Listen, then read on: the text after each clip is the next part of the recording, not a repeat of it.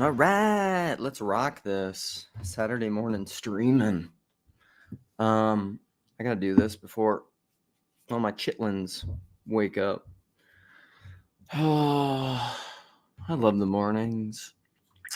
Sun shining. Got this big front window where all the sun's coming in. It's pretty great. All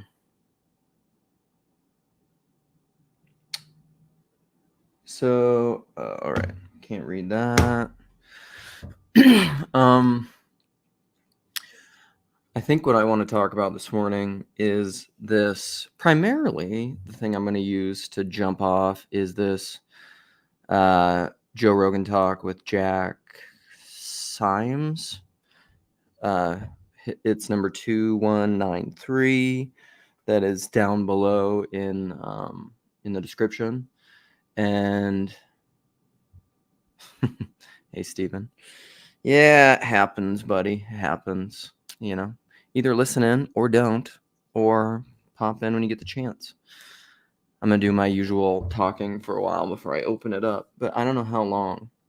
It was really long last time. But this is completely unplanned and unscheduled. So I do want to play this Rogan clip, but then I'm also wondering, I may end up talking a little bit about powers and principalities if Chad or Neal wake up and they're around, because I started watching. Look at that. Speak of the devil. And wonderful man shows up. Because I found that pretty interesting. I think Neal has, I think about powers and principalities a lot, but the way that Neal was thinking about it and framing it and they were talking about it is interesting to me. And so I would like to ruminate and contemplate on that a little bit.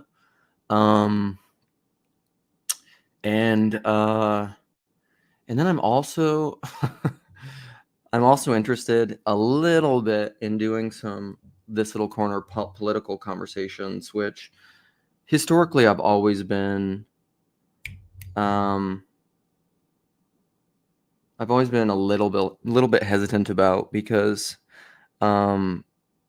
although I think the corner TLC, This Little Corner, has shown some pretty remarkable anti-fragility or resiliency in being able to talk about political stuff and not have it just devolve into total chaos and shit talking.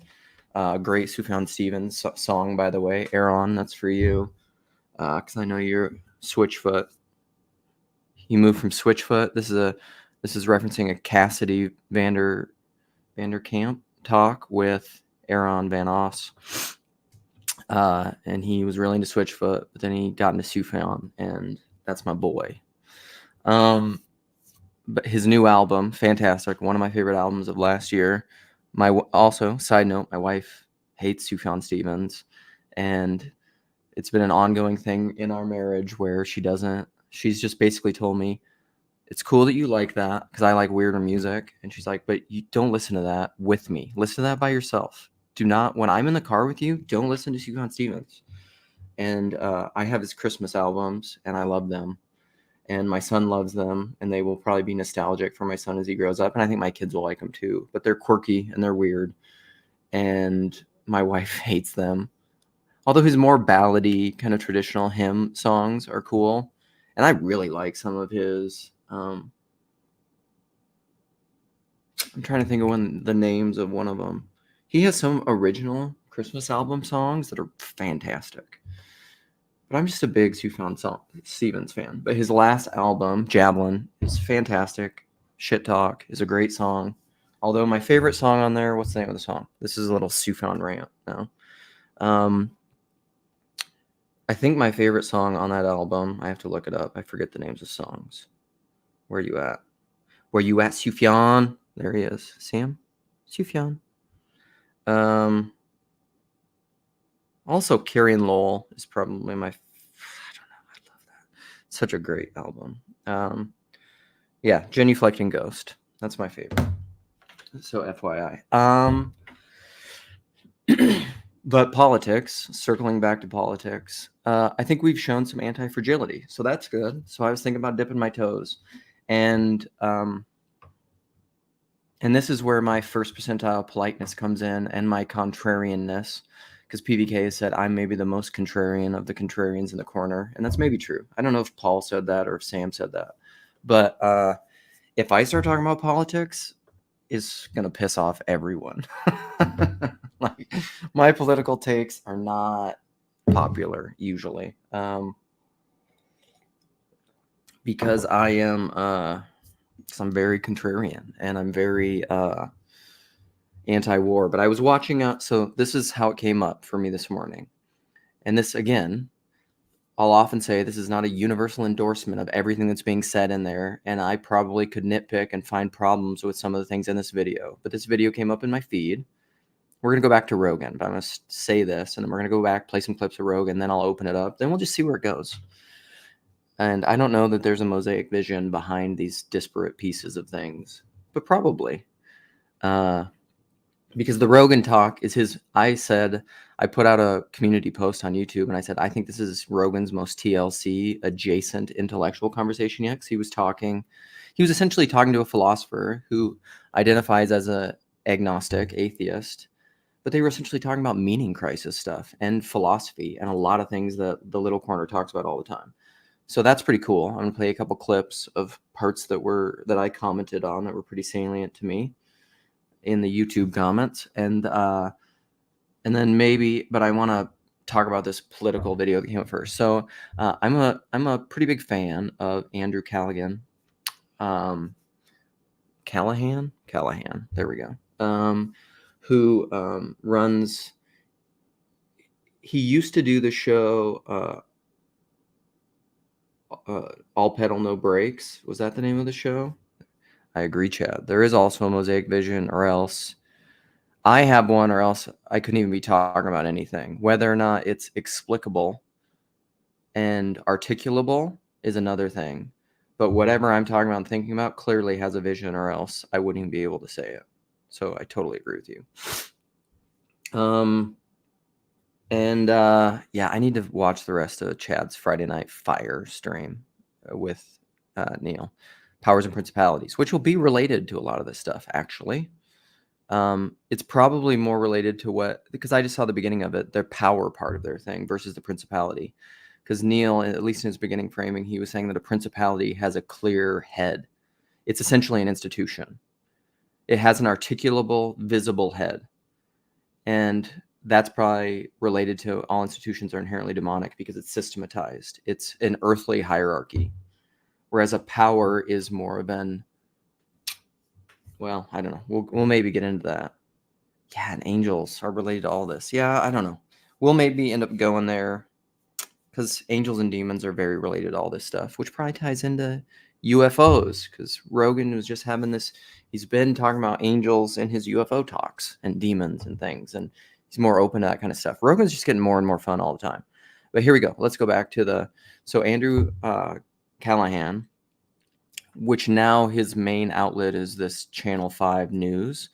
And he's like a real emergent post mainstream news, YouTube news broadcaster. And what he typically will do is he talks to a lot of the down and out. So during COVID and even now, he'll talk to like a lot of homeless people.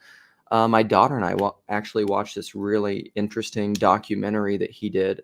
And this is kind of why I trust him, is he's so boots on the ground, where he did a documentary of the Las Vegas tunnels and the people who live in the tunnels and this whole mythos that's around of like these tunnel people in Las Vegas.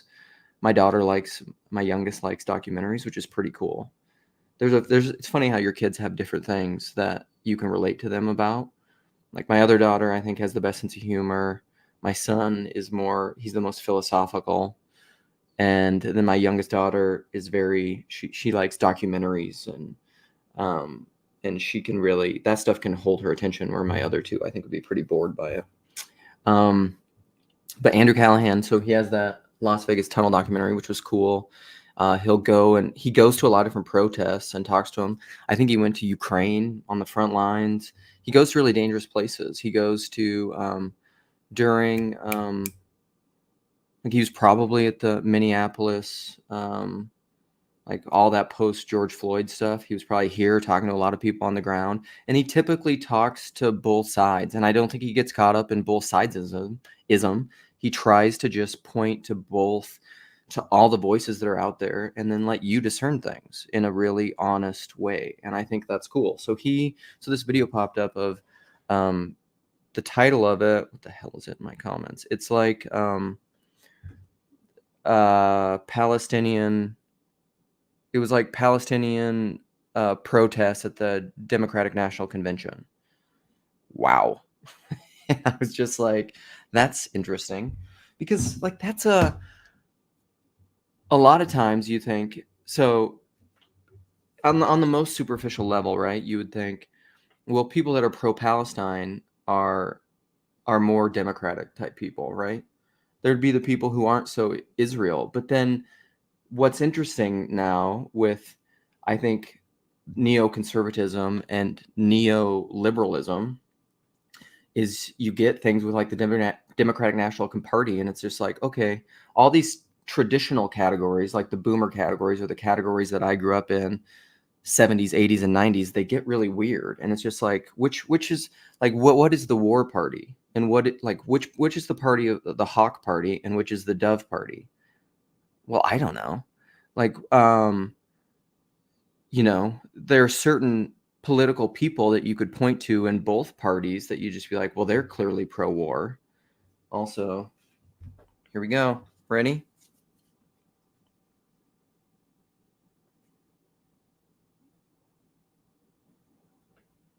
Peace. You know who this guy is? Who's that beautiful man? The only politician I've ever trusted.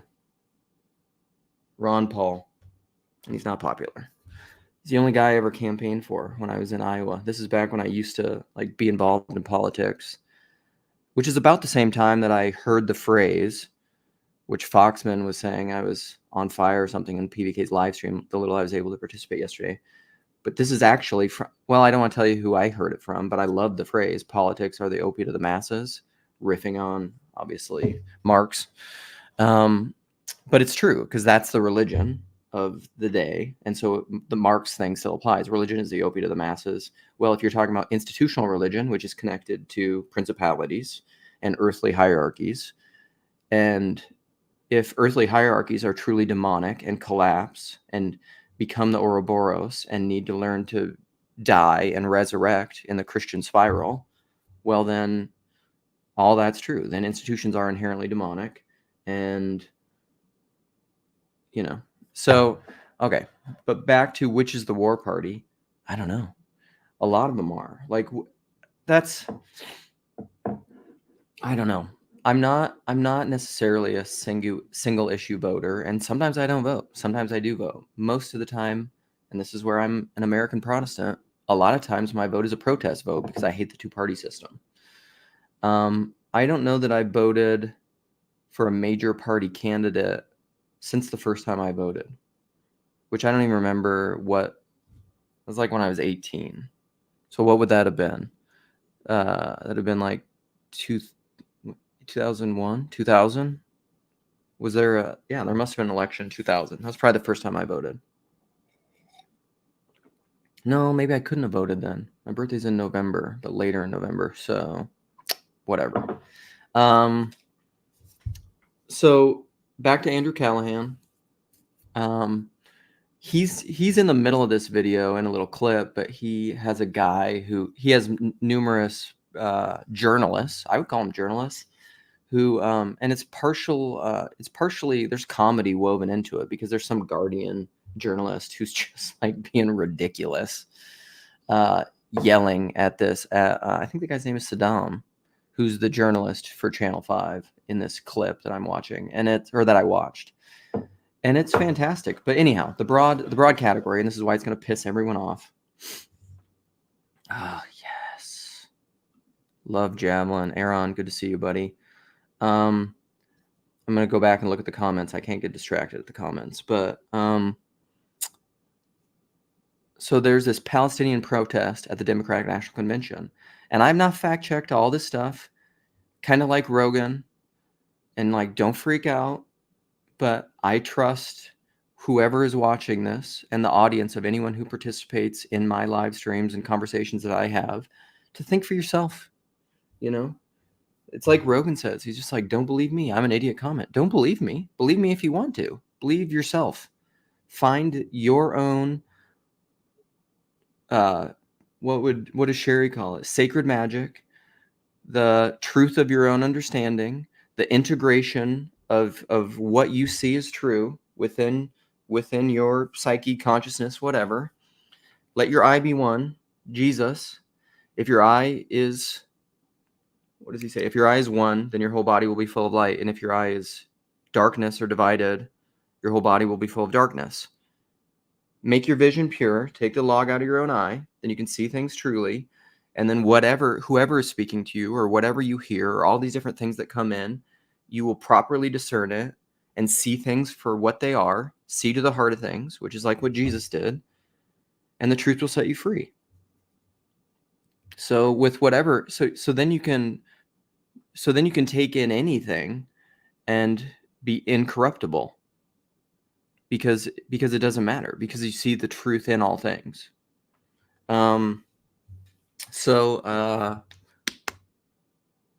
it's just fascinating because these people are protesting these are pro-Palestinian people that are protesting the Democratic National Convention because they see them as connected to, essentially, the way I'm taking it, is the military-industrial complex in Israel. But then probably, like, what would they say if you asked them about Ukraine? Because, like, is that part of the military-industrial complex? I think they talk about that a little bit, of all the, like, continual funding. There's just a lot of people and voices within that video that I wouldn't have expected to be there. And that's the kind of shit I like. Like, that's where my truth radar starts going off. Like, when somebody says something that I don't expect, which is a very Jordan Peterson thing, because, like, or it's that Luke guy from New York that I like to quote that was in a PBK rando, which is pay attention to what people say when they're not paying attention, or pay attention, or like when Peterson talks about when people are ideological and they're ideologically possessed, is you can anticipate and predict what they're going to say, because it's not them speaking. It's an ideology, which could be a power or a principality speaking through them. And then they are a Muppet, or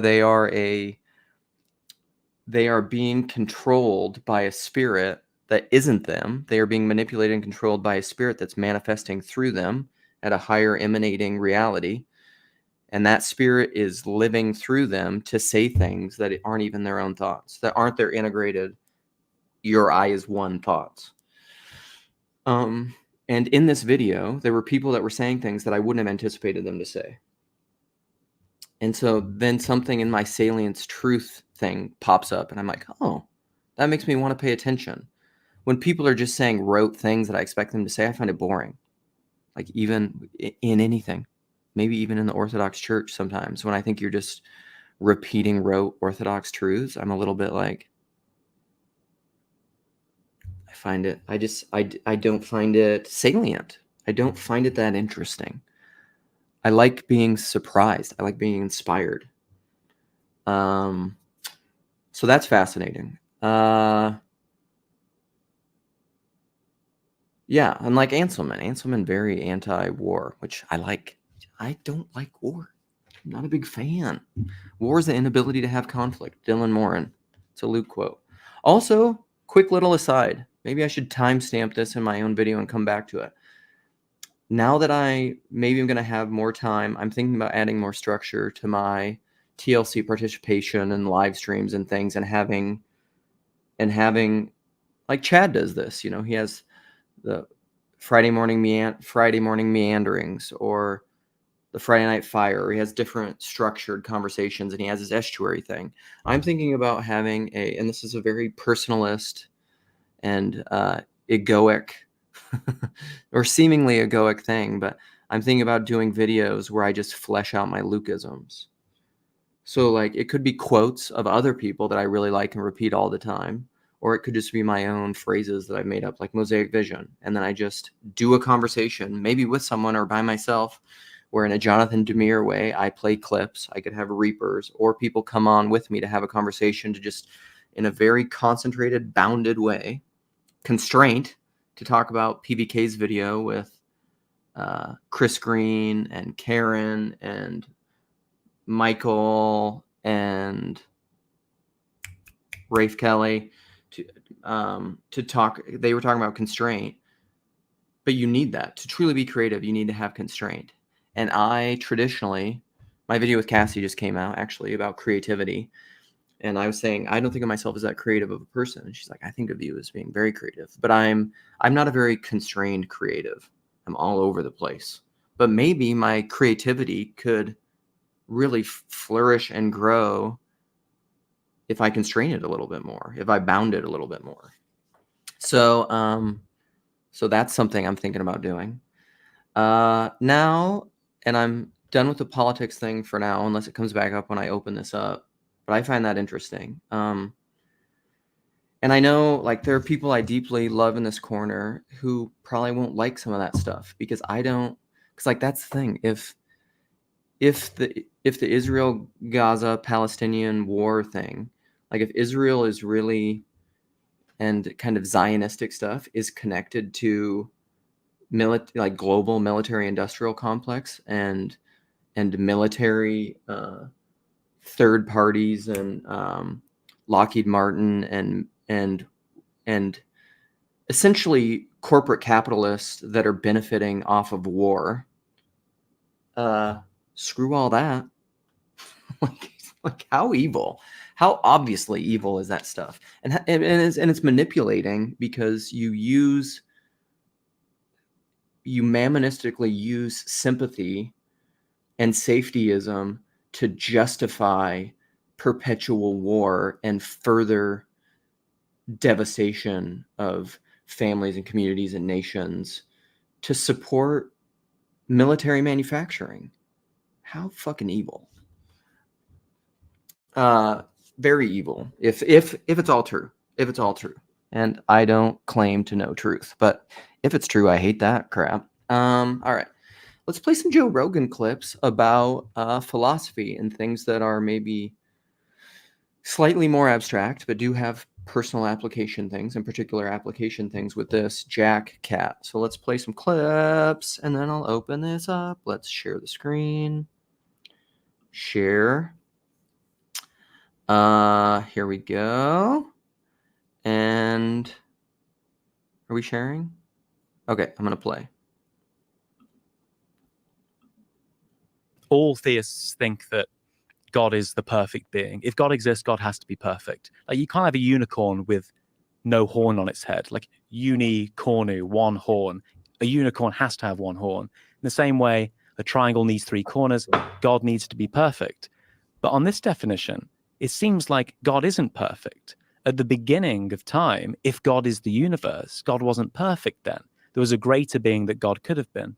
And even in the fullness of time, perhaps God won't be as perfect as the being which is described by Christians, Jews, and Muslims. So what we're seeing is people embracing, I think this is Goff's term as well. I think he's coming out as this, or maybe I'm coming out for him. He's describing himself as a heretical Christian. So to be a Christian, he thinks, you don't need to believe in the virgin birth. You don't need to believe in the resurrection. You don't need to believe that God's perfect. But you can still believe that there's this big cosmic story that you're a part of, and that there is something God-like at the essence of it all. And I think that's the kind of view that we need to start carving out. Like, theism's on the decline.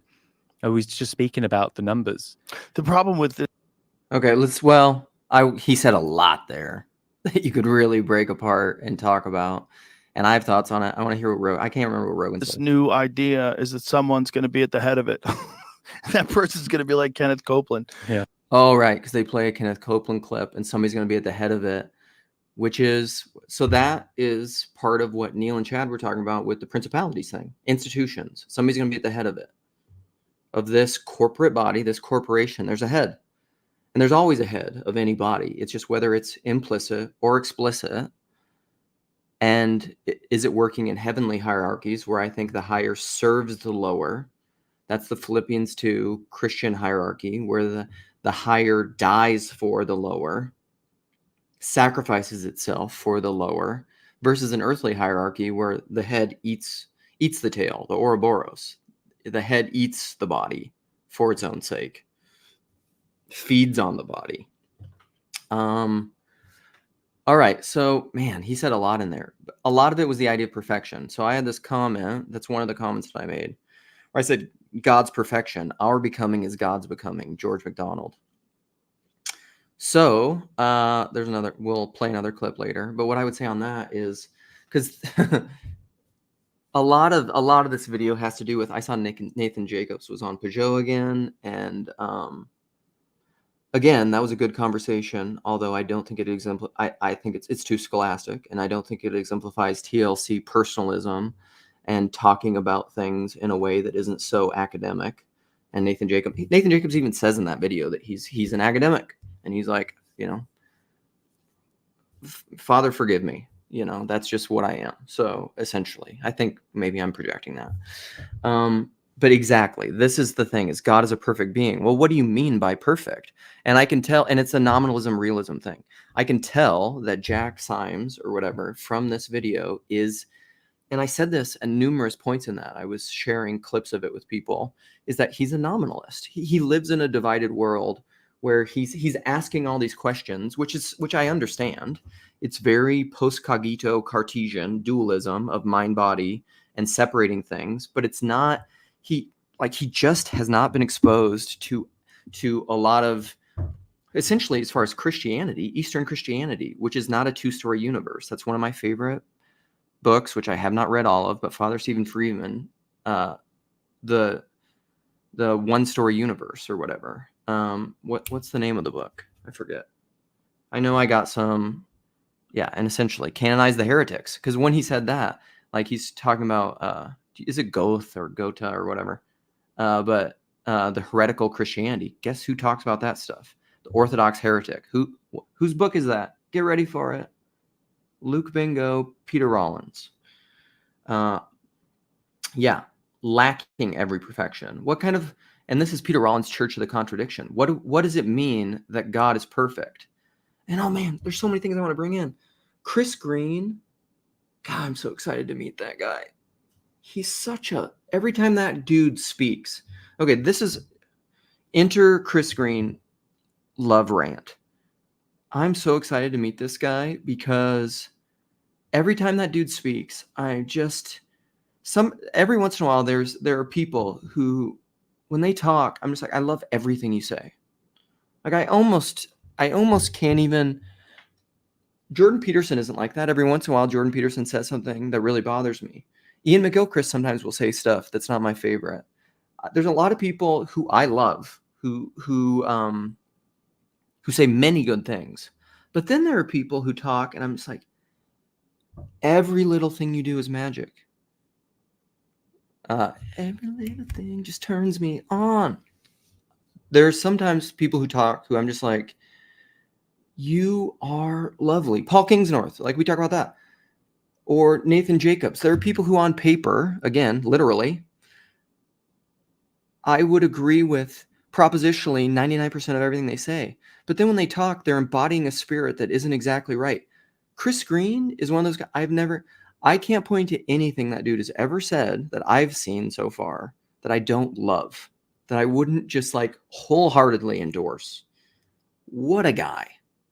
And he was talking about stuff like what he was saying about the incarnation and Jesus and Christianity in that PVK live stream. God, I wish I had that queued up right now. It was so good. When he was talking about Jesus walking on water and Jesus' humanity, and he was saying, don't divide Jesus. This is why I talk about the radical implications of personalist knowing and the radical implications of the incarnation. When Jesus is walking on water, he's a man. He's almost like Neo in the Matrix. He's just man this is when Jordan Peterson says, who knows what man is capable of? That, walking on water, commanding the wind and the waves to obey them, moving mountains. You will do even greater things than these. And this is where, I don't even think the conversations with Sam and me we're talking about different things. This is where I say things that piss people off probably, that I actually think in the end nobody disagrees. I just think we disagree in our own becoming. But at the end, how can there be disagreement? Hear, O Israel, the Lord our God, the Lord is one. How can there be disagreement? The Lord is one. So, okay, back to Jack Symes. By the way, in there, they talk about pantheism. They talk about panentheism. At the very beginning, Jack makes the distinction between pantheism and panentheism because Rogan's been talking about a lot recently that he thinks the universe is just God, which is pantheism. But then Jack Symes says the difference, he distinguishes the difference between panentheism and pantheism is that panentheism is that the universe is in God. Somehow, it keeps the distinction between, and I've said before, this is why I like Chalcedon so much, the Council of Chalcedon, because and I've said from that every meaningful intellectual conversation is about the God-man distinction or God-creation distinction. Because that's the line between pantheism and panentheism, and it gets into the radical implications of the incarnation and the stuff that Chris Green was talking about. And it gets into relational ontology and what it means to be. So then the question is, what does perfection mean? And Jack Symes, when he's talking about perfection, he's talking about the God of the philosophers and Hellenistic perfection, which is abstracted perfection. So do these ideals of God, whether it's sovereignty or providence or wrath or any characteristic of God that you could list, justice, mercy, love, do any of these things and attributes exist outside of God? No, or else God would be some kind of sub creation, for lack of a better word, or sub God underneath these greater ideals. And how do those ideals have existence? In what? That's first principle shit. But guess what? The road to hell is paved in first principles. This is what I mean about the radical implications of personless knowing. This is a metaphysical abstraction. But the relation is prior to the relata. The relation is primary. The person is fundamental. The person is the nexus and the locus of all meaning. All right. Let's play another little clip from that, and I'll open it up. Also, PBK will play clips sometimes of Peugeot or Richard Rowland and say, okay, there's a lot in that clip. There's a lot in my fucking clips. Slow them down and go back and play them. That's my ego coming out. All right, let's play some more. Let's go back. Share screen. Contracting. Sitzum.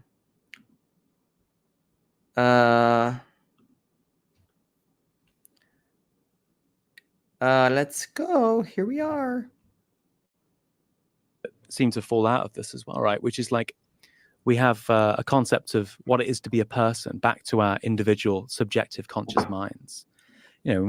Okay, right there. First off, that's the distinction I make between the autonomous, isolated individual, way back to some early randos video that I tried to have this conversation. I think, who was it with? Sam and Michael? Michael Lady and Sam Tiedemann, maybe? About, I think Jeff named it. It's hard to find unless you go to like thislittlecorner.com or whatever. I think it's called What is Man That Thou Art Mindful of Him? That's what Jeff ended up naming it. But the conversation is about the isolated autonomous individual, and that I don't believe in that because it's the individual collective dynamic, which doesn't hold together unity and multiplicity. And the person is different than that. The person is the relational ontology. There isn't a distinction that you can make here. The individual, so like when he says, what is a person? And then he goes into like subjective, objective. Nope, I don't accept that. I don't like when people start talking about objectivity and subjectivity, get out. I don't accept it. When we try and think about what it is for me to be me today as the same person born 31 years ago and the same person and the halfway point between that, again, to go back to Zeno, like how am I the same person throughout time? I think the best answer to this is something like, I have the same capacity for conscious experience. If it was stream of consciousness, that would mean every time you drift off during me talking now, then you would die and you'd be born again when your stream of consciousness reemerges. Or if it What? was, yeah, like if you say, I love it. Rogan is becoming more philosophical because, like, this is something I've talked about before. One of my favorite Rogan clips of all time. This is another one that I could do a video on, and I have done some videos on, but in a very controlled way. And it's too long. It'd have to be a series in and of itself. This is where you can double click on anything. It's Russian dolls. You could go infinitely into anything because we live in a world of abundancy, of infinite creativity. But it's the Joe Rogan clip where he and Zara Sahabi debate science. What a great clip. And because Firas Sahabi there is basically talking about radical empiricism versus scientism. And he says science is the faith that the future will behave like the past. And it's related to this clip. But like right there, when I'll rewind it. Oh, I gotta hide this comment. McMo, you're getting too much screen time. When he just says that of like stream of consciousness versus the consciousness that transcends the different streams. Because when you zoom in and zoom out, and what Jack Symes needs to do is he needs to listen to Malcolm Geit's video. Again, thank you, Ups Harris, for this recommendation. The Malcolm Geit lecture for the George MacDonald Foundation or whatever about George MacDonald's imagination. Because this is the imagination.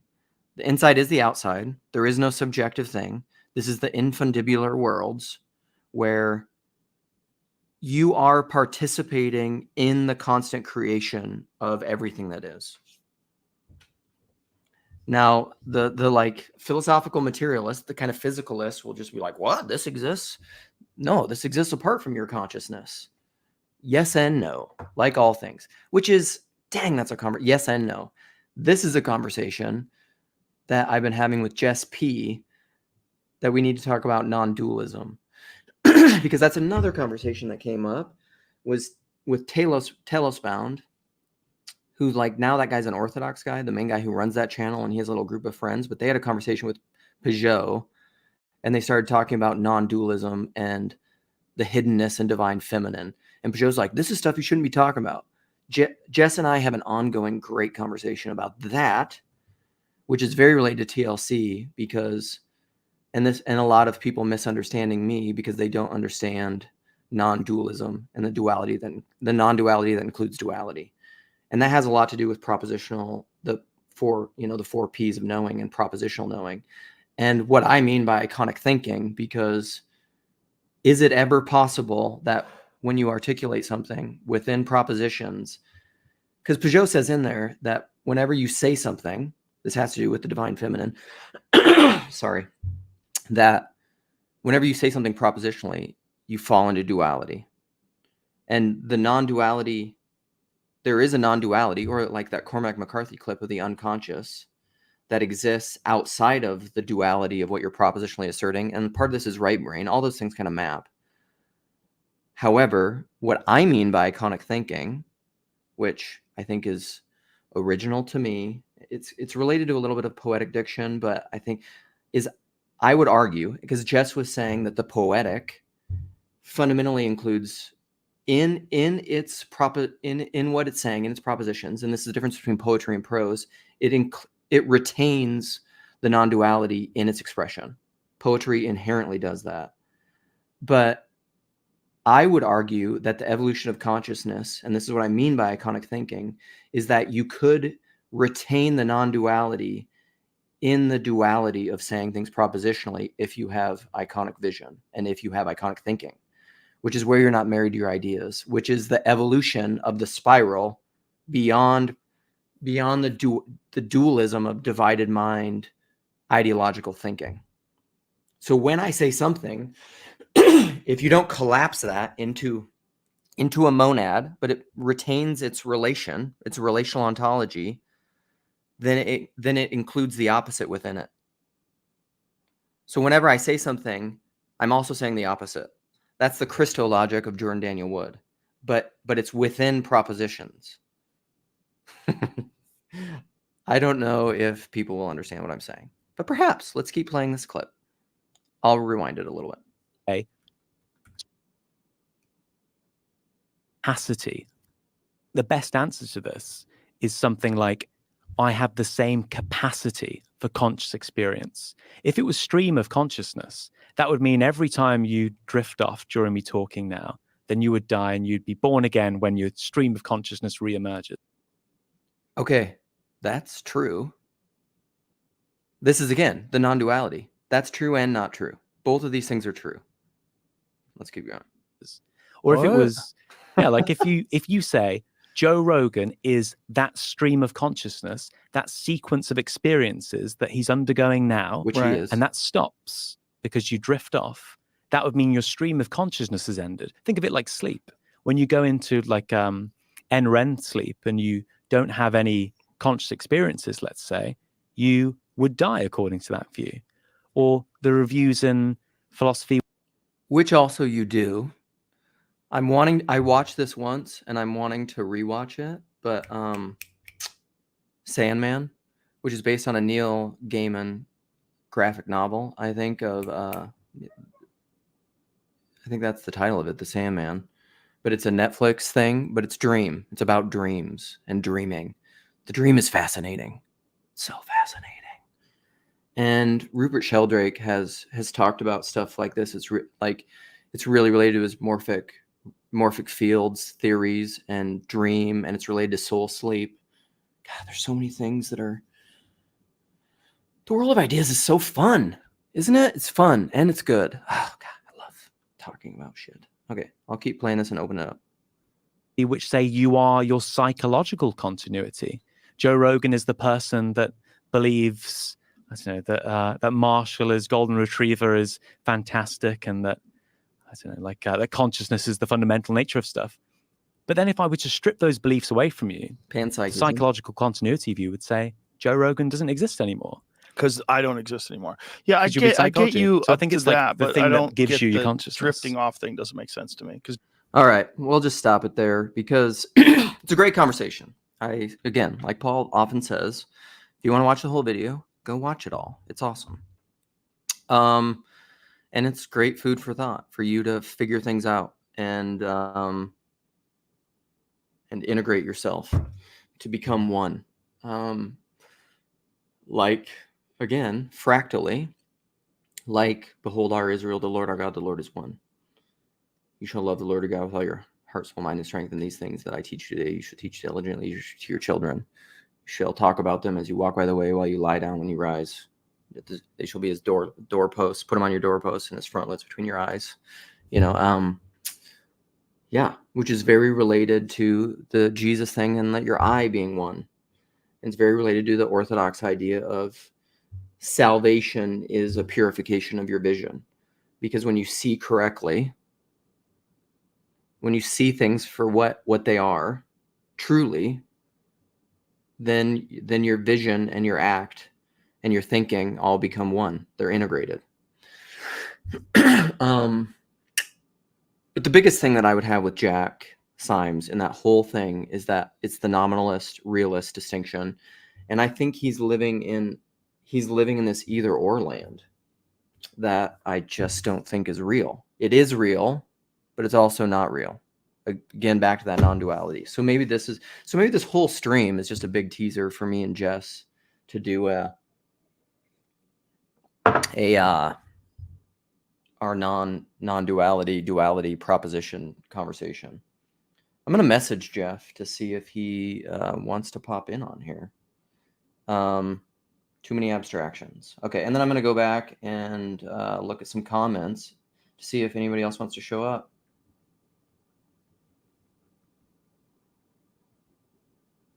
Let's see if Jess replies to my message. Okay. Otherwise, someone come and play. We got Timmy. Who's a better Tim? I should do a poll. How do I do a poll on here? Marylander or T-Grog?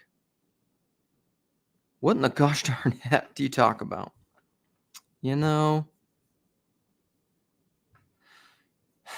hard telling. It's hard telling, my friend. Exactly. And they talk about that too. Oh, that's a great, man. I need to go back and edit these and put all the references and conversations, because that's the way to really get the mosaic vision, Jonathan Demir style, is all the different things that I reference in my stream of consciousness. If you go back and watch them all and see them all, which is a lot of homework, and it's very much like a Joey broad thing.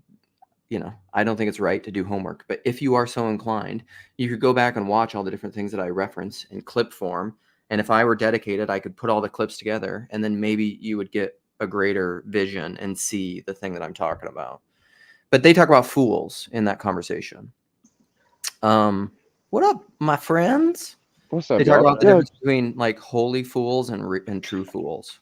Well, the reason I posted that, for one, is because the other night I was talking, it was the Last Girl Country Saints, Lives of the Saints stream, and Sherry said something pretty interesting at the end.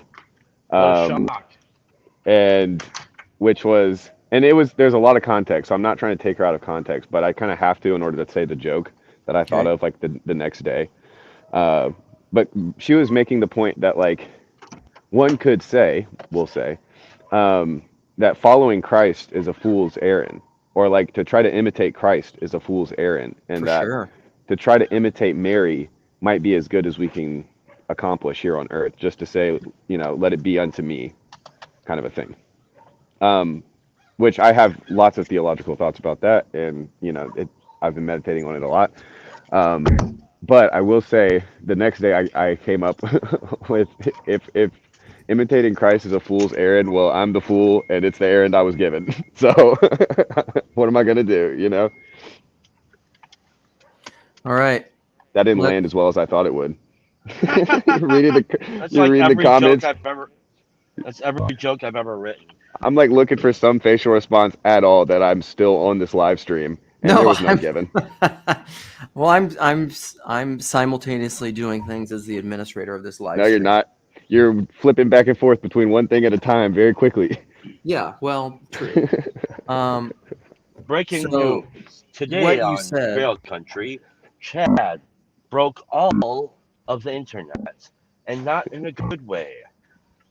After his ridiculous joke, he clearly froze everything. Okay, see? Didn't work. It's terrible. Am I roboting? Probably.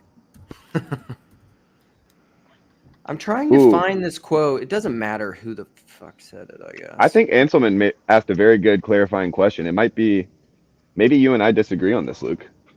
Okay, well, let's dive into that. Disagreement is generativity, baby. Well, Neal pressed me the other night. He was like, is there anything that, this is not, of course, how Neal asked it, but he was like, is there any difference between you and Luke? And I was like, well, I heard of that a little bit, yeah. I'm not nearly as handsome, as I thought right now, but my gosh. Also, bring back the mustache, dude. The people need it. The people want it. What's stopping you? My wife. Boo. Great reason. What would Sufjan want? I don't know. That's a good question. The mustache, dude. I'm having intrusive thoughts. Forgot we were live streaming towards the internet. Intrusive thoughts are an interesting idea. I don't have very many of them, but I've heard people talk about their intrusive thoughts. And like people who have like continual intrusive thoughts. Yeah, it's not fun. That would suck. That would be really hard. I'm very grateful that most of mine are just tiny distractions or stupid little jokes. But every so often they're very funny, very inappropriate jokes that I can only tell to my wife or Chad on the phone. Yeah. See, and this is never also calls me anymore. My phone's broke, dude. All I have is my work phone. And we don't talk anymore. What would Siobhan want? This is like, I find this is a must-ask question that always comes up. I find that the split is almost perfectly between men and women. Men are just like, yeah, mustaches. Mustaches are sweet. Oh, a mustache. I thought you said this is a must-ask question. A must-ask question. Yeah. Anyways, I only came on here to say that Marylander Tim is clearly the best Tim. So, I gotta go. Best Tim goes to Tim. I like both Tims, but thank you for your thing. I think If anybody has any computer advice, I might need a new computer because this one's very old. But now Talk to Neal. My internal speaker is just terrible. Like I can barely hear what the hell's going on. So yeah, my advice would be to talk to Neal. So this is back to the let's get back to the should we be like Mary or Jesus thing, because I think there's a lot there. But this is a quote, which who knows, whatever. I just found this quick, but I heard this from my boy Rod. So be bold and mighty forces will come to your aid, which I guess is apparently originally from, do you say, is it Goethe? Is that how you say that? That's how I've read it. I've heard people say Goethe. Goethe, there you go. I've heard both too. So yeah, but it did take me a while to figure out that Goethe, and Goethe are all the same person. Okay, yeah, it's like Jonathan Haidt, which apparently is Haidt. I'm almost certain because he said he's tall and he's not Haidt. He makes that distinction, but everybody always wonders, is it Haidt or Haidt?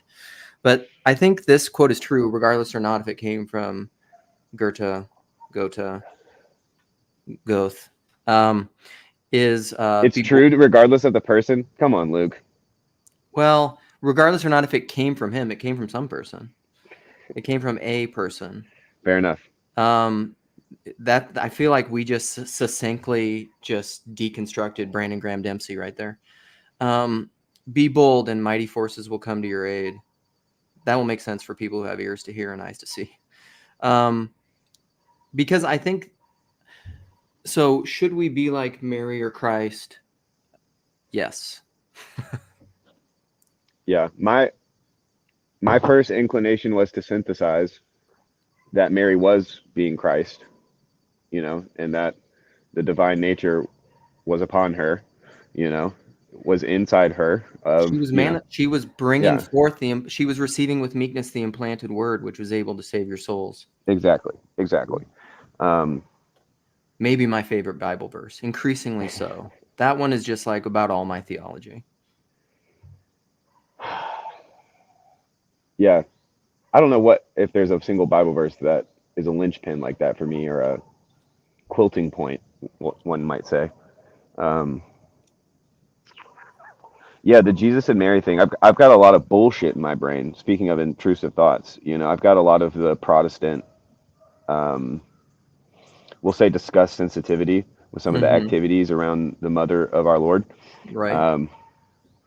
Which I'm okay with the name. I'm okay when when you Orthodox people like saying Theotokos. That's a fun new name that I've learned, in the last 5 years or so. So that's, game is game. Call it what you want. But yeah, so I've got a lot of that stuff in my head, but it has been increasingly, and I'll say slowly over time, becoming, that disgust sensitivity is going down a little bit, But all that to say, I'm not hating on the woman. So yeah, I was dealing with a lot of that stuff, but yeah, but I'm not sure if, I guess what I'm wanting to do is the be bold question, to show how it being true and not true at the same time is present within the meaning, basically. That the meaning is almost it being true and not true at the same time. Yeah. I think that's right. Because what was it? That basically, if you're bold, God will send aid to you, kind of a thing, right?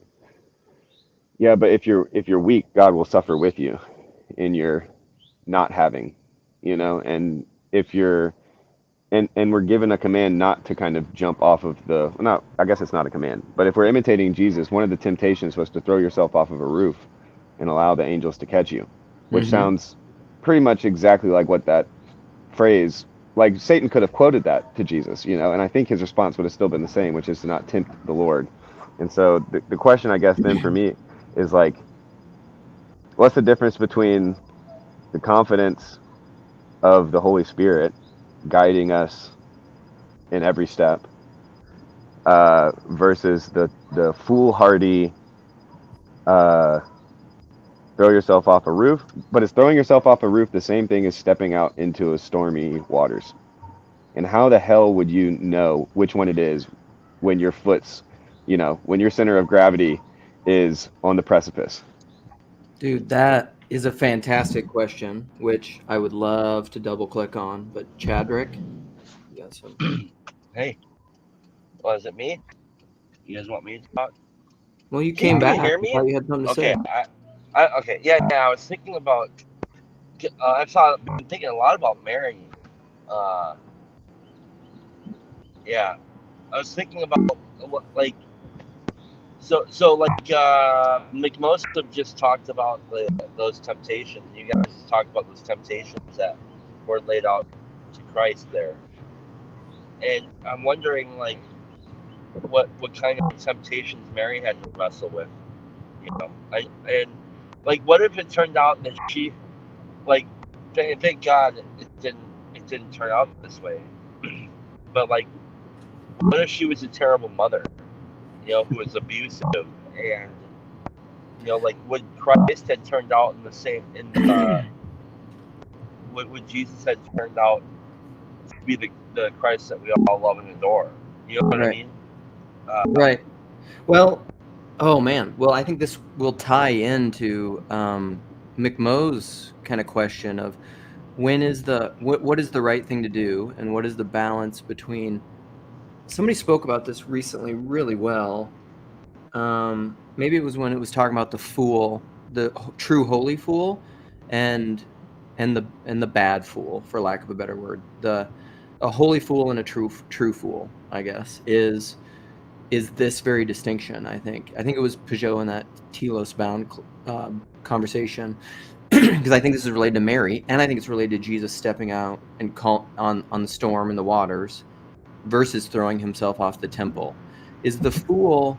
Oh, I was referring to Peter stepping off of the boat, not Jesus. Well, that might solve the problem though, because Jesus was walking towards Peter, or Peter was walking towards Jesus, and you know, Jesus would have just been kind of throwing himself into the abyss. So, but yeah, please continue your thought. Yeah, no, right. So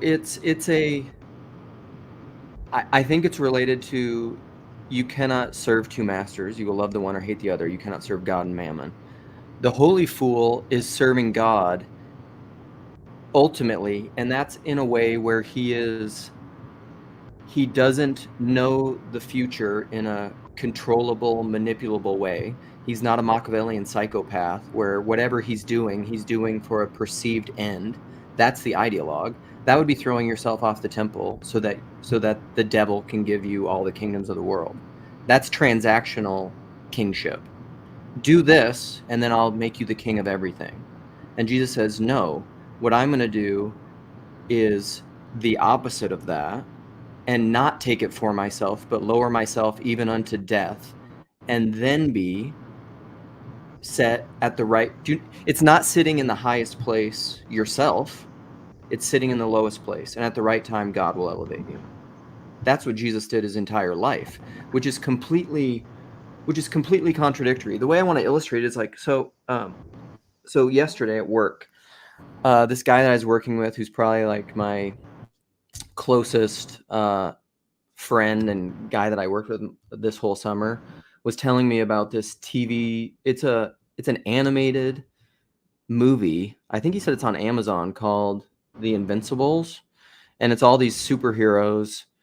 And one of them is essentially invincible, and this is kind of like Greek god mythic stuff. And he has a son. It's kind of like Superman, but yet there's a twist to it where he comes from another planet and he's in Earth, and then he has a son who has all his same capacities, but yet they're evolving and they're growing, and he doesn't know how to use them, which is a little bit like Superman-y, except the difference is that this father and this one invincible guy, he's essentially like, he's a god, right? Except that he's not perfect in that he always acts correctly and does everything that he's supposed to do.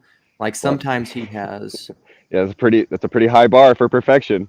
But sometimes he has like pagan vengeance, where like that we're all called to. Yeah. Even like the Ubermensch. Huh? Even the Ubermensch, because one of the things just because Aaron was in the comments earlier, but yeah, like every time I think about superheroes, for one, they are just kind of all Superman with a twist, you know. Superman's kind of like the OG superhero, but really the OG, he's Superman, Uberman. So like I always think of Nietzsche with that too. But I think that's partly what I'm getting at, and I think you nailed it when you said that like to follow Christ is to always take the lower seat, is always to wash the feet. It's always to descend into hell. It's all, you know, which is again the powers and principalities thing. The principality. Are you trying to get the head of the table? Do you want to be the head of the body, the corporation? You want to be the leader who tells everybody what to do and systematizes it and goes toward the no place of your utopia? I'm sure I could serve God so well in a private island. Oh man, I would be the best disciple on Patmos, bro. Just boy, would I, you know, like there's a way in which that I'm sure there was days. I don't want to, you know, the beloved John the Beloved certainly suffered for our Lord.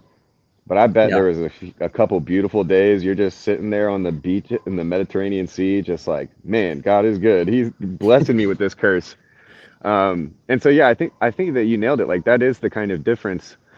But there is still, I do want to draw the distinction in the specific temptation of Christ, because he's tempted to bow to Satan for the nations. That, but I don't remember if the motivation or the temptation to throw yourself off of the temple and to have the angels save you is as much about the world as it is about some sort of religious approval or some like sign to your people that you are who you say you are. These people who ask for a sign, will one be given to them? And so I think that when we're like, and me and Jonathan Demir have kind of touched on this. I can't remember if this was public or private, but you know, a lot of times I think if you're of a certain ministerial constitution, we'll say, really believing this stuff makes you very susceptible to coming across as mentally ill, or you know, they call it a complex now, to have a Christ complex, a Messiah complex. But when you have a Messiah complex, though, again, I think this is the flip that often happens with Christ and Antichrist. Yep. To have a Messiah complex, what people mean by that is the opposite, I think, of what Jesus did. Right. Well, and the contradiction that I'm working out too is the difference between let your light shine before men and don't hide your light under a bushel or whatever. But hide it under a bushel. No. I'm gonna let it shine. Yeah, and this is probably me just being too agreeable, but I do get a strong sense that, like, you know, you don't have to say everything all the time, and some things are, you know, shut up. Get behind me, Satan. A secret is a wonderful thing to have, you know, and to have a glorious secret is just about the best thing you could have in this world. So, but yeah, a mystery instead of a secret. That's not the word I was given. But yeah, mystery is fine. Yeah, read it up, bro. Bible. Hell yeah. Saturday morning Grail Stream Bible study. Then Jesus was led up by the Spirit into the wilderness to be tempted by the devil. And when he had fasted 40 days and 40 nights, see, just do that, Rogan. You don't need all these psychedelics, and just get off the psychedelic trip. Fast for 40 days and 40 nights, okay? Afterward, he was hungry. Now, when the tempter came to him, he said, "If you are the Son of God, command that these stones become bread." Okay. So what's the temptation there? Yeah, probably. Because I mean, are there different temptations in all this? Like in the different temptations, is the devil tempting different things, or is it all the same temptation? Well, you know, I'm very tempted in this moment to put it on very Kierkegaardian spheres of life, basically, starting with the aesthetic phase, the very bodily.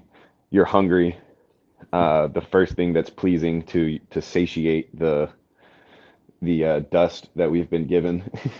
I'm painting a picture here. So that first one for me is it's not that it's merely physical, but that it's kind of, it has to, in order for Christ to be tempted like we're tempted, he has to have the bodily, physical. Yeah. anti-Gnostic temptation. It's the expediency of his hunger, perhaps, that Chad is saying. Like, I think there's an element to that. Yeah. That's a little bit of, isn't that a little bit of that Machiavellian thing, though? You're hungry. What would fix this hungry? Take it under your will and your power and your control. Feed yourself. You can do this, right? You can do this. Yeah. I'm gonna make some coffee now. Please continue reading or talking. Okay. But I gotta. I'm gonna be reading and interacting with comments and stuff. Power, Mandy says, is the temptation. Stephanie says it's all the same temptation. Prove you're the son of God by doing my bidding. All right, let's keep reading. But I think, McMo, what you said, the bread piece, the hunger piece, I think is obviously pretty key, you know. Okay, verse 5. Then the devil took him up to the holy city, set him on the pinnacle of the temple, and said to him, if you are the son of God, so it is the son of God thing. It's proving you're the son of God. Throw yourself down, for it is written, he shall give his angels charge over you, and in their hands they shall bear you up, lest you dash your foot against a stone. So like that's not necessarily, so I think there's a twofold, what I'm seeing right now in reading this is why Bible studies are cool. I'm seeing a two-part temptation. So the umbrella temptation is if you are the son of God, and then under that there's like you're hungry. So to satiate your hunger, God, man, make bread, you know. So that's one temptation. And then this one is prove you're the son of God by your authority. Show your authority over these angels, right? Yeah, but I think something that's connecting for me too is the idea that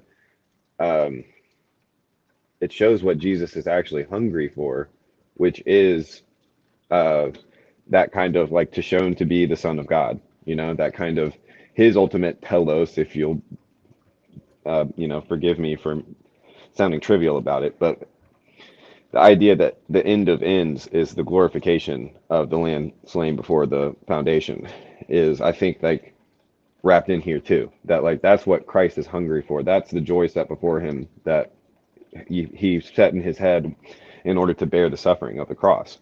So yeah, I think that it's like, yeah, connecting that hunger piece from the first thing. It's like he's still hungry, you know, and saying it's like, okay, you're not going to take you're not going to take the bread or whatever, the stones, which he will turn to living stones. So now I'm going to take you to the holy city.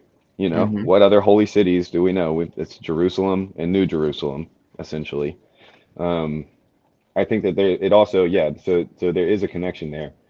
But so I guess in the story, it doesn't seem, I guess what's not coming up for me is that temptation of maybe doing a miracle or proving that you're the son of God is wrapped up in that. But it's what was more salient that time listening to it was certainly that hunger for the joy set before him, I guess. Right. Word up. David, you have some thoughts? Thank God you're here so that Paul will clip the video at some point.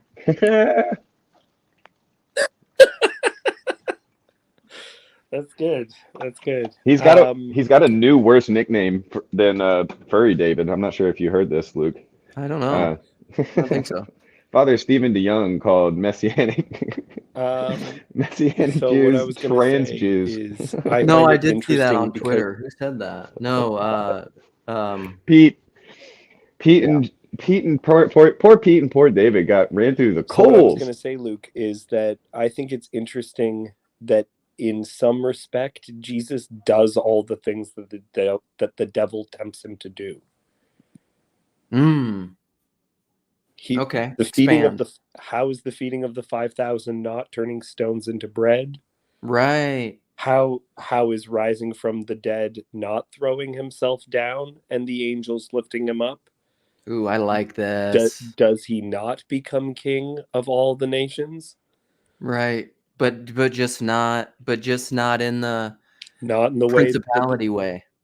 That's right. Oh, ballin'. God, Jesus is like the most punk rock. God, what a stud. It is for those who have eyes to see, right? Because there's plenty of people who don't believe what you just said, David, and that's the very reason why they don't think that Jesus was the Messiah. Yeah. And this is also the temptation in the Brothers Karamazov of the Grand Inquisitor, right? He basically says, you didn't do any of this. We did this. The Christendom empire, we fed everyone, we've proven to people that you're the Son of God, kind of a thing. And so, yeah, that's a very good point. It's for those who have eyes to see. I would lend a hand towards our, non-Christian brethren to say that I do think that it is absurd. But I believe it because it's absurd, a la Anselm or whatever. Right. So here's a couple baller comments. God, TLC is so awesome. So Matt C says, it's interesting to compare with the I have food, which you do not know about, with the woman at the well, and then connect that with Neal here of Jesus turns himself into bread. The temptation maybe is being self-centered versus henosis by kenosis, emptying yourself out, the Christians assume. Right. I mean, even in that story where I said, oh, the resurrection is the angels lifting him up or whatever, is that you compare that to the crucifixion, though no one stops it. It's not, because in the image, it's you throw yourself down and they'll stop you from hitting the ground. Right. But the crucifixion, you hit the ground. You come up afterwards. Right. Yeah, and McMo, I was going to bring up the Brothers Karamazov as well, because of that idea that the Inquisitor says if you followed the devil, you would have brought world peace. It would have been utopia if you had just followed the devil. That's like part of what that's about. Man. Yeah. If you need to be fed, become bread. Lou poet. This is also reminding me of something Cal was talking about with Wayne one time. And because it wraps in the different, like back to Christ and Mary, let it be unto me, and not my will, but thine be done. And then it's a very interesting thing that God also, we're also called to cast our cares upon the Lord because he cares for us. And so there's this weird sense in which we are meant to bring our desire, our truest desire, before the Lord and ask him for it. And at the same time, to basically not awaken the foxes, keep the foxes out before they're supposed to be there, and to wait for the appointed time. And that, like, one of the most overlooked miracles of Christ is that he always does everything at the perfect time. That there's a sense of patience and humility and waiting, and it's like there's an artfulness to it. It's very kind of. If you take the temptation and you compare that to Adam and Eve, there's that teaching where a lot of people are like, no, they would have been given the tree of life, and that even is the end of Revelation, where it's like, wait, I thought we were kicked out so that we didn't partake of this. Just like, no, it's not about the thing. It's about the right time and the right place. It's like the restrictions are not to say no. The restrictions are to say when is right. Right. That kind of an idea. And it's very, this is a very ecumenical point, I believe, because it's just in the scripture kind of plain, which is the idea of Christ not seeing equality with God as something to be clutched, but instead taking the form of a servant. Like that's kind of, that's the pattern, right? Like it is very much a servant even unto death, and so that's like of course you have laws. You kind of are a servant. Like servants need laws, kind of a thing. But then there's also the sonship. There's a path that's been made to sonship. And so the laws, instead of being the burdens of a slave or a servant, become the rules of the house, in which, that's just the way it is, because it's the rules of the house. This is our family. We love our family. This is how we do things, why we do them, what we do. Where was I going with that? Oh, yeah, because a servant kind of there is to serve someone is to be patient with them, you know, like if you're married or if you've had dealt with kids or, you know, whatever, if you've taken care of somebody, maybe even an old person, you know, it requires immense patience. And I think that that's the exhausting thing, that even if, you know, even if you have the energy to kind of, you know, walk around, you can run 5 miles and you know, you're fine. It's that attention and that patience, that is the Christ-like loving that Christians are called to, I guess. Sermon done. I'm going to recede into the background for a second. Was it on the 40 days, or was it like day 35 that this was said?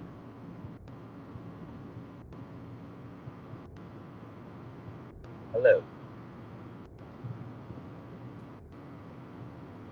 Hello. I don't know what's happening. Well, I was wondering if, like, okay, when the temptations were, when he was tempted, was it like between day 0 and 40, or was it on day 41, given what the reading is there? So I think it's David, I think, must be glitching or something. I think it's when he had fasted 40 days and 40 nights afterward. Okay. So it's after. Oh, so afterwards he was given it. Well, you went through all this fasting. Why don't you go get the bread or turn the rocks into bread now?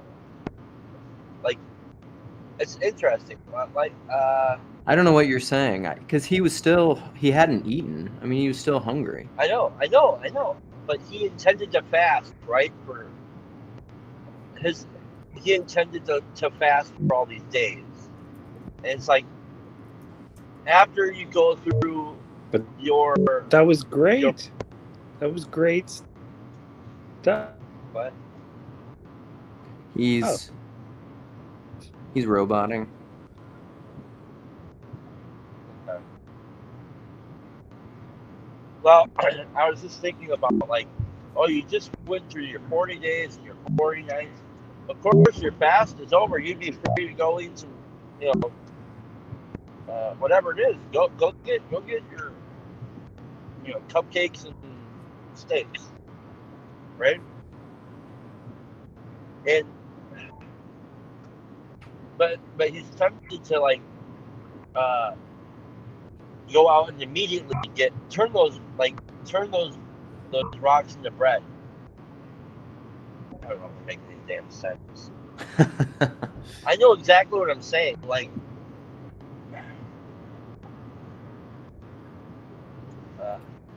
just like when I initially hear, like, the temptation is about eating itself, but that's not right.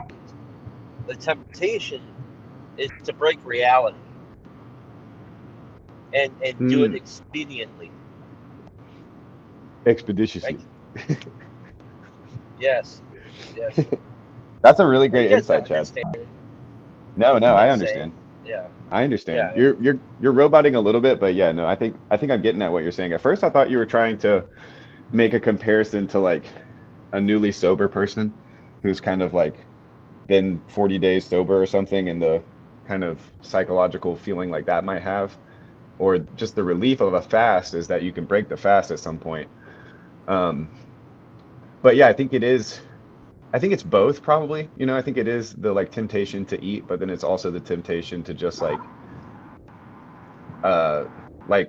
Moses in the wilderness striking the rock and the water coming out, to just kind of use divine power for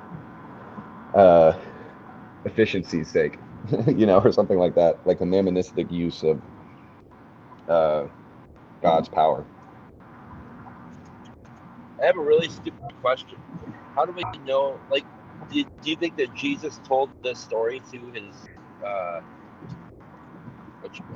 disciples? Like, oh yeah, so here's what I was doing for the last 40 days, and here's what happened to me. Do you think that's how we got this story? Or do we have to take it on faith that somehow? Yeah, I imagine that's the type of story you'd want to tell your best friends.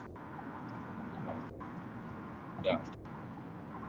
I mean, Like they were just walking around in the wilderness with him. They probably like stopped by the spot where it happened, and they were like, and Jesus was probably like, yeah, this is where Satan tried to get me to turn some rocks into bread. And he was probably like, not gonna happen, and they'd probably like all look in wonder and fear, like, holy cow, this guy, resisted the temptation of the devil and he fled. Maybe we can do that one day. I think there was a lot of stuff like that. Yeah. Neal. Sorry, guys, I'm being distracted, but now we have Neal and David back without his camera, so he can just share with us his golden nuggets, but not his beautiful face.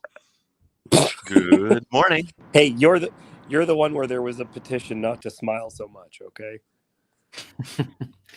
Yeah, who was telling me? Oh, Mark Parker is just like, he sent me some message, or maybe it was in a comment. I can't remember. Where am I interacting with all these people? And it was something about like, yeah, Luke, you got off easy. Yeah, guys, stop making fun of me for how beautiful I am. It's so mean. There's a inverse correlation between hotness and video game playing. Yeah, that's why you're not interested in video games. Whenever I'm talking to you about games, you're just like, this is the dumbest topic. No, I am. So here's the thing. I am interested in, I suppose I would say it this way, the philosophy of video games. And I'm probably a little bit, I don't know. I've changed a lot. I'm probably like, I used to love video games. Like I loved, I'll try to connect with you this way. The last video game that I played all the way through and really loved outside of like sports video games was Final Fantasy VII. I loved that kind of crap. I loved Zelda back in the day. Zelda was like my jam. I loved all the Zeldas. But I've never played any of the really immersive Prince of Persia. I love that game. I've never played the really immersive games. And it's just now it's like, I really don't. When I have some friends, like one of my good local friends who's a deacon at my church, has more kids than I have. Both of them work. They're just like, their lives are very, very busy. Like he'll talk to me. He has like a vinyl record player and then he has video games. He plays guitar. Like he does all these things where he'll talk about going and playing video games. I'm like, how do you go? Where do you have time? Yeah. To go play video games? It might interest you to know that I haven't really gotten into a game in over 5 years. It's been a long time. Dang. But I actually think it's directly tied to maturation process. But that rises coincidentally with my desire to make a game. So. Well, that's kind of a different thing. That seems like just a healthy spiral of maturity. You go from playing games to making them if you love them. And I love the philosophy of video games. Like I think there's a lot of kind of hidden or repressed wisdom and knowledge in very psychological Freudian ways that video games illustrate to us. Or even like these things that we make, computers, the Matrix, all these different things really in kind of a flipped way are teaching us things about ourselves. You need to hold on to these ideas because these are like A-class philosophy master's thesis paper titles. Like reading GTA 6 through a Kierkegaardian lens. So Slavoj Žižek believed that your video game self is actually more true to who you are than the version of you outside. He's like, people think it's harmless, and they're like, no. The real person, what you would be if you could get away with everything, is what you do in GTA. I want to riff on that a little bit because this is connected back to that Invincible show that I was talking about, which sounds interesting to me, the superhero show where the guy invincible, because that's part of what I guess what happens in that is he really wants his son to grow into his own power and invincibility, and he keeps getting pissed off because his son like won't do it and can't figure it out. Because there's this scene where this portal opens up and these people from another world somewhere else start coming in and they're like destroying stuff, and he's kind of here like Superman to protect the world, and he's just trying to goad his son and encourage his son into fighting them. but he's getting like beat up and doing stuff. And he's like, you have no idea what you're capable of. Just do it. And his son won't do it. And then apparently at some point he just gets pissed off and like just flies into the hole and just starts and essentially like just demolishes that world because it pisses him off. Yeah. And it reminds me of this. There's this Flaming Lips song that I love where I can't think of the name of it, but it's like, it's essentially playing off the idea of like, what would you do with all this power? Like if you could do this and this and this, what would you do? Who would you be? And that's very connected to this idea of the video game, which is, and I was thinking, I didn't say this to my buddy because I don't want to be so like annoyingly evangelical, but I was like, the guy that I worship, what he did with his power is he came and died for everybody. Like he didn't come and beat everybody up and destroy the world with a flood. He like bodhisattva'd that shit. I don't know why this is rising in my consciousness, but there was this superhero movie called Meteor Man in like '94. Oh, I think I vaguely know what that is. If I'm correct, it's not that good. But he has basically all the Superman powers, but it shows him and he's flying 3 feet off the ground. And it is this because it's a black dude. I knew it. Yeah. And when he's flying 3 feet off the ground, someone just goes, I really hope he gets over his fear of heights. Because you'd think yes, that is absolutely it. So when I grew up across from Detroit, so well, you know what meteors do? Meteors fall. But fantastic. Yeah, I think was it Cosby is in it too? I hope so. James Earl Jones is in it. That's worth a watch right there. Don Cheadle. There was a while there where Cosby almost could have beaten out Hitler for New Satan. It was neck and neck there for a second, but he has receded. A 25% on Rotten Tomatoes, 5.2 on IMDb. That's my favorite type of movie. That is like, you might as well have said 10 out of 10. I'm going to have to watch this now. I can't. David, after I've seen that you're willing to dress up and do silly things. I mean, I should have known since you're in theater, but I think that you need to now get a Bible Man costume and be the corner's Bible Man. Is this David? Okay. Just thump it. I want to take a total aside because of that. Theater man. So family movie night, Friday at the Thompson household. Last night we watched Evan Hansen. Do you guys know what that is? Oh, yeah. So it's like and this is something, so like I love musicals. I love that movie. I will just cry my head off to that whole movie. And then just like when people I did a little like one act play stuff. I didn't ever do any theater and acting. I'm not a fantastic singer like Neal, but you like to sing. I like to sing a little bit too, but it's just so fantastic to me when I go to a play or a musical or watch a movie like that. I love musicals. Dudes that don't love musicals, I can't really relate to that much. Like even Rogan will shit on that kind of stuff a little bit. And I'm like, here's the thing. Welcome to this weird dichotomy. You can be a very like bro-y, lift weights, intermittent fast. You can like do all this cold plunges. You can do all that stuff. Cool. Work really hard and like musicals. Like and you can dance fight. And you can dance fight in West Side Story. Exactly. We can say multitudes. No, I can't stand musicals. Well, actually, this is the problem. I love musicals. The music in musicals, I would rather listen to noise for 2 hours straight. And I know you mean. It's a difficult experience. I think I'm actually going to bring my wife onto the channel at some point to talk about reality, because there's entire theories within theater about how reality works. Because when you're watching a film, you want, if someone gets punched in the face, to look as realistic as possible. But in theater, if you see that, it actually takes you out of the moment and you worry about the actor. Right? That there's actually something about it being fake that makes it more immersive. And so these things that are artificial are actually good. It's almost like you have to take a leap of faith to participate in yes. theater. So you're you're already sort of biased. You've already projected yourself into the experience. That's right. That's right. So if you see a play, you could have a scene where someone is sitting on a black box and looks at the other person also sitting on a black box and says, "I'm so glad that we've returned to our favorite restaurant in Paris." If that happened in a movie, you'd be like, this movie is bullshit.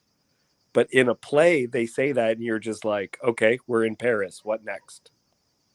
Like, I do draw a pretty distinct line between theater and musicals, though, like pure acting, yes. like a play, versus the musical. And I think musicals are a great thing, and this is why I have like a love-hate relationship with them. But like my wife likes to listen to show tunes in the car and stuff. Every so often, she'll get in like a show tune mood, and you're just explaining why people liked Hamilton, where they were just like, oh my, finally. Don't get me started on Hamilton, dude. You should. It ruined musicals, hip hop, and American history in one fell swoop. I really wanted you just to say America. It ruined. You should. That's hilarious. I need to clip that and play that for my wife because Miranda and my daughters love Hamilton so much. I'm so sorry. I'm just a gruff dude on the internet. Don't listen to me, Luke's family. But yeah, I was like, honestly, Hamilton might have been when I stopped listening to NPR. Because yeah. I know exactly what you mean. Because I love like Radio Lab and This American Life and All Songs Considered and some of the funny shows too. You know, I grew up listening to Car Talk. You know, like I love what a great NPR. Show. But yeah, they went on and on about Hamilton, and I was in college, I guess, at the time, and when I first heard about it, I was like, yeah, this is pretty cool, and I liked some of the remix albums that came out with like popular hip hop people, I guess, at the time. But as it has gone on, and I just don't think it's held up at all. I think that it speaks to a huge amount of dweebery that was present in the early 20-teens, and Lin-Manuel Miranda, God bless him. If I knew him in person, I'd probably like him just fine. But his prolificity drives me up a wall, dude. I can't.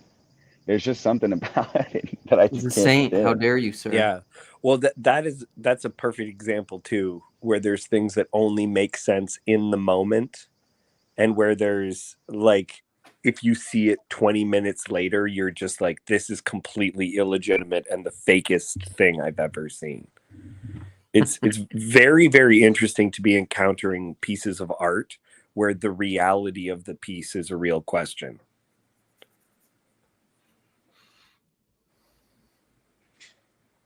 Okay, Say that again. Okay, I'm half paying attention. Say that again. No, he drops out. I guess it's just me and you. I was also catching up on the comments. But yeah, things that happen for a certain time and place, I think, was the kind of overarching point.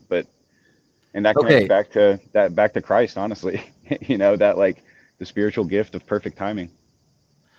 Yes. So I want to let's redeem and Steelman Hamilton a little bit. I'll give you this. So the first time I ever watched it, I watched it in Chicago, and my wife and I were there on some mini vacation, and I had not listened to it, and I didn't really know the general play. Like I'd heard, it was in the zeitgeist, and I'd heard some of the songs from my family playing them incessantly. But I know I've been a hater too, but there are some real high parts. Dude, so like the like It's Quiet Uptown and Forgiveness, like that song, like if you're no. Those would have been my on the bottom of my list. You son of a bitch. I cried like a newborn baby. Yeah.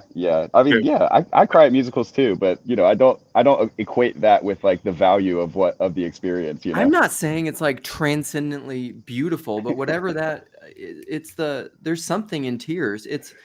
The message of the marital reconciliation and forgiveness and all that, and the death of his child. I mean, maybe it's just because you don't have children, you callous bastard. We're talking about Hamilton, right? Yeah. Yes. Okay, sorry, I had to step away. Oh shoot, I forgot the point I wanted to make.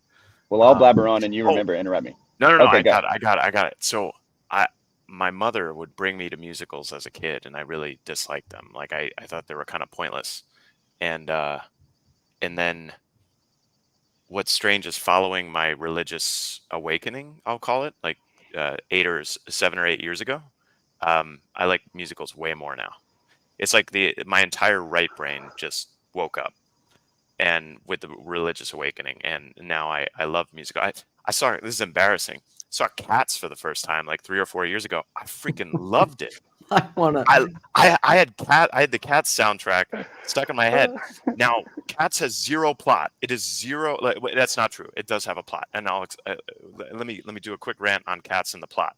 But Lord strengthen me. yeah. But like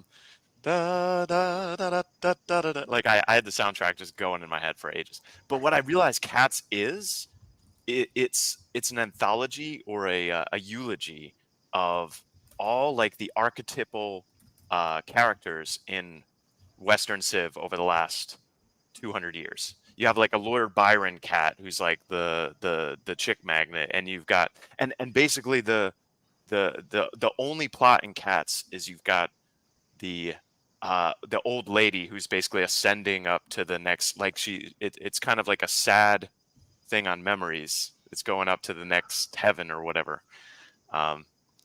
Anyway, I have to play this because you brought up Cats, because this is hilarious. One of my favorite poems is about cats, but I can't remember what the name. I think it's just called Cats, but okay, anyway, here we go. Let's watch this. So funny. Andrew's like, come on, Leo, mate. You know, you're nearly 50, son. The world got to see James Corden as a fat pussy. He was also in the movie Cats, but no one saw that. And the reviews, shocking. I saw one that said, this is the worst thing to happen to cats since dogs, right? But Dame Judi Dench defended the film, saying it was the role she was born to play, because I can't do this next joke. Because she loves nothing better than plonking herself down on the carpet, lifting her leg, and licking her.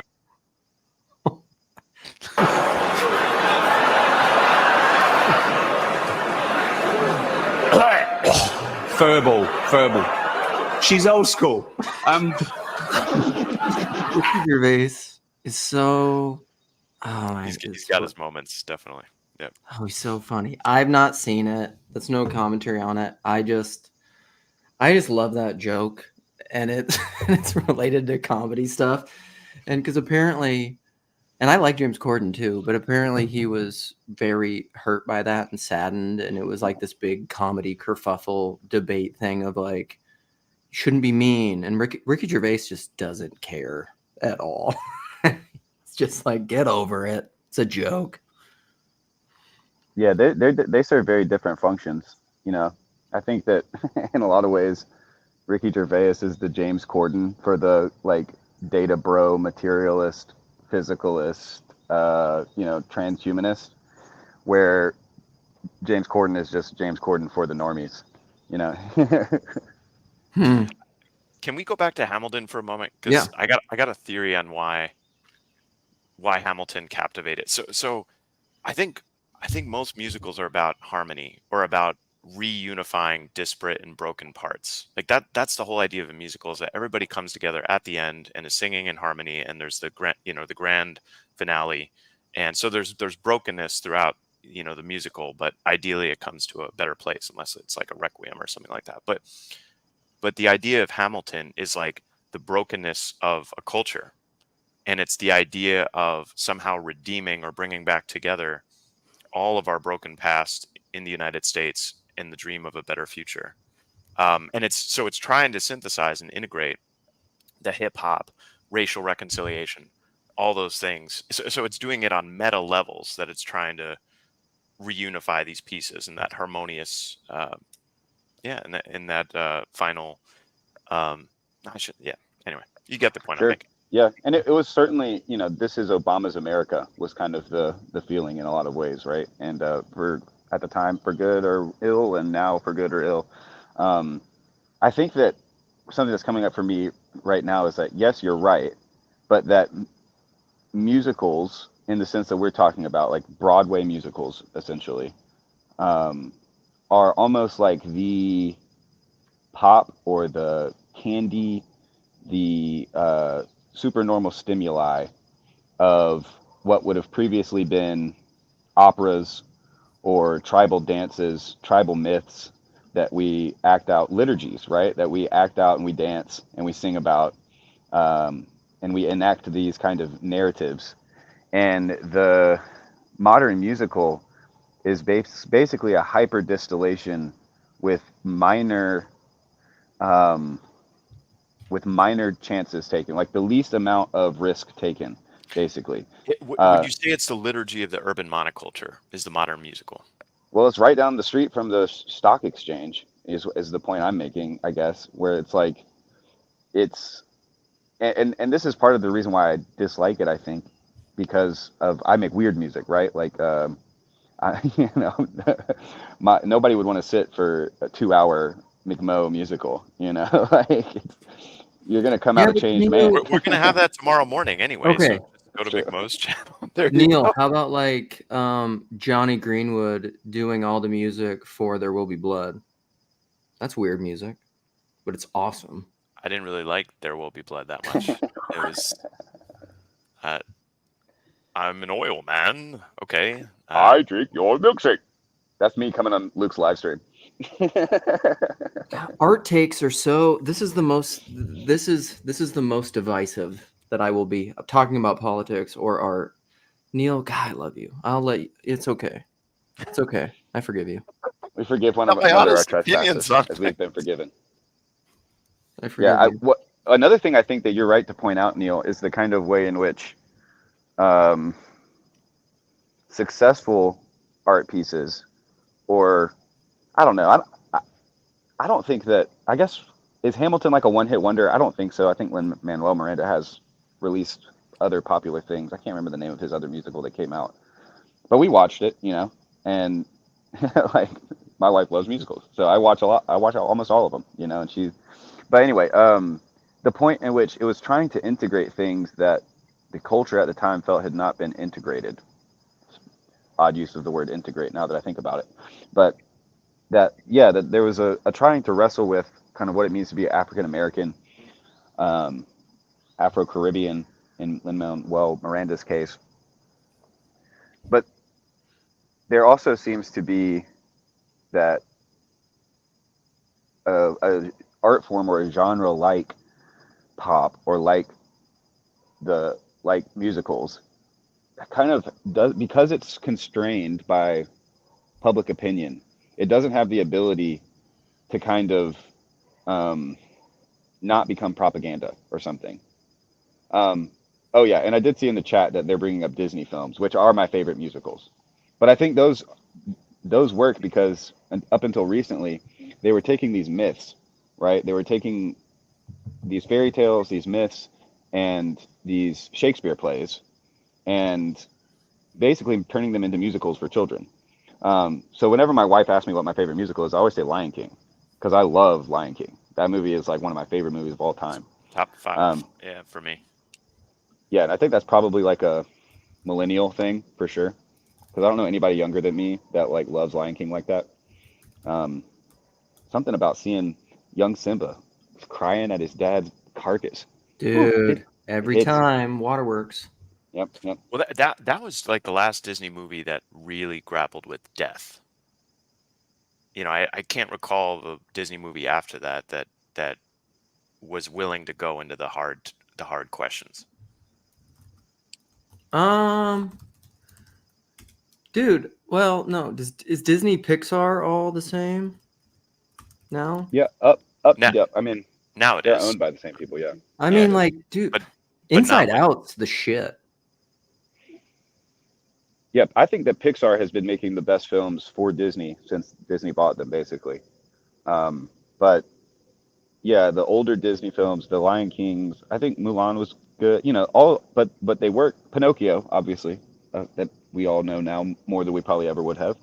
But like, I think yeah, there's something about the Disney films kind of digging to a deeper substrata than musicals do. I mean, musicals are very like they can rise, you know, they can elevate to high art, I think, but like you know, the simple formula, and it's so dependent on the performance too. That's the other crazy thing. It's almost a sport in that way, that it's like it very much is determined by the execution of, you know, the execution of the play or the musical. So yeah. But if a musical is liturgy, you would expect it to be at the center. I mean, ironically, this gets at what I was talking about last night, where it's kind of that. So I had the priestly in the center. I had the kingly, which is like the cultural bastions of power, and the musical is somewhere between the priestly and the king, in that it's validating whatever this, let's say, the bastions of power and authority. What it's value the it's valuing whatever the urban monoculture is valuing, and it's validating that. That's what the musical does. It instantiates in art, in a liturgical format, what the urban monoculture is celebrating, worshiping at that moment in time. And to the extent it successfully captures that, the musical is successful because it's riding the wave of the cultural focus. Yeah, I would tend to say that I guess music is kind of goes through all three of the spheres. You know, there's the Lord is surrounded by music in a way, you know, and so I think that yeah, those ripple out, and so I get your like. I think that what I'm rebelling against, I guess, in this sense, or bringing another view, is that I don't think that what is popular de facto is the one that's connecting best to the most. I mean, there's almost a tautology in the sense that, like, if it's popular, it's connecting to the most people. Yeah. But I also think that there's a sense in which, unless you are very attentive to the media you consume, you will be hypnotized into. This is like the malleability towards being propaganda that I'm talking about, I guess, which is to say that art can be made famous when the crowd is the one that kind of validates it. Like bad art can be the highest art if people aren't paying attention, kind of a thing. If they're just kind of, you know, whatever. But yeah, that's my little, you know, weird artist spiel. But Luke says he's got to go soon, so I guess I do. Let's hear what RJ has to say. Well, I just have to go wake up my children so that they don't become just homeless liberal neo-communist losers. So what I wanted to jump in and add was, as much as people are of two minds about Manuel Miranda most of the time, I do have an appreciation for what he was able to achieve, both musically and as a musical in both Hamilton, specifically with Dear Theodosia, and the family dynamics that he's able to capture there. You know, putting aside who Aaron Burr was in real life, you know, just his character in the show, I think that's balanced in a way that was really brought to a new level for kind of his generation, our generation. And then I also saw him do it again with Encanto. Yep. And if you look at Encanto as a madrigal, like the entire thing is a madrigal, as opposed like and what made me think of that was someone brought up how opera used to do this, and just kind of looking at how the thing that I really appreciate about Lin-Manuel Miranda is how he's able to weave the multiple voices together like in opera with the hip hop in Hamilton, but he's also able to do that in a more direct way with Encanto, but he even puts in the family dynamics in a completely new way. And maybe that's just Disney doing Disney stuff, but like you got to give it to the guy. Most like I couldn't sit down and do that. Most people couldn't sit down and do that. And like his kind of shtickish, I'm a goofy theater kid thing is just part of who he is, and I can let that be. But that's my my rant on Mr. Miranda. Yeah, I agree with you, RJ. And honestly, I do think that my biggest beef with him is in his performance in Hamilton. It's like so I think that I would dude. I think that I would That's the love thing the that guy really if he annoys just us. yeah, I would love the guy if he had just kind of written the play and casted someone who could rap well and act well. Cast himself, bro. Like, come on. Exactly. Like that's crazy, dude. Like that's what it like, I want to reach out to him as a brother He in did a love, good job at it. I'm not poo-pooing his performance, but like it's a certain kind of move to do that. I think if he was my friend in high school and he had written this amazing play and wanted to star in it himself, I would say, yes, you should do this at our high school. I think if he was my friend in New York City and he was like, I'm going to star in the Broadway play I wrote, I would be like, I get it, my man, and I love listening to your rap. But this is New York City, and this is the best people in the world. What are the chances you're the best at writing and the best at acting? Like, you don't need all this fame. People are going to destroy you, brother. That only works in Good Will Hunting. Everybody wants to be a triple threat, and I'm going to sign off with the Aristocat line of everybody wants to be a cat because a cat's the only one who knows where it's at. But by wanting to be one, you can overplay your hand. That's the thing with the performativity, going back to earlier part of the conversation. It's like when you're in that theater mode, to be totally authentic is somehow unreal. And that's something I didn't have a chance to put my finger on. So I really appreciate listening to you guys, and I'm going to hop off. But you guys have a great morning. Thanks for hopping on, RJ. Yeah, thanks, RJ. Final word. Oh, Mick Mo, I want to get in on that music thing though, but that's I'll be streaming tomorrow, so just hop on my channel, check it out. Shout outs. Music streams. My last 2 cents. I do want to say this is a safe place for musical lovers and theater kids of all types. We're not going to kick you out for being a theater kid. If I'm not kicked out for being a stinky Protestant heretic, then you're not going to be kicked out for being a theater kid. Or for bad music taste, Like Neal doesn't have to like There Will Be Blood, bad movie and music taste. Or, you can like McDonald's music here. I like Justin Bieber. I like NSYNC, I like NSYNC. All right, guys. I think that's it. We should say bye, bye, bye. I love NSYNC. Oh, snap. We're going to... Bye, bye, bye.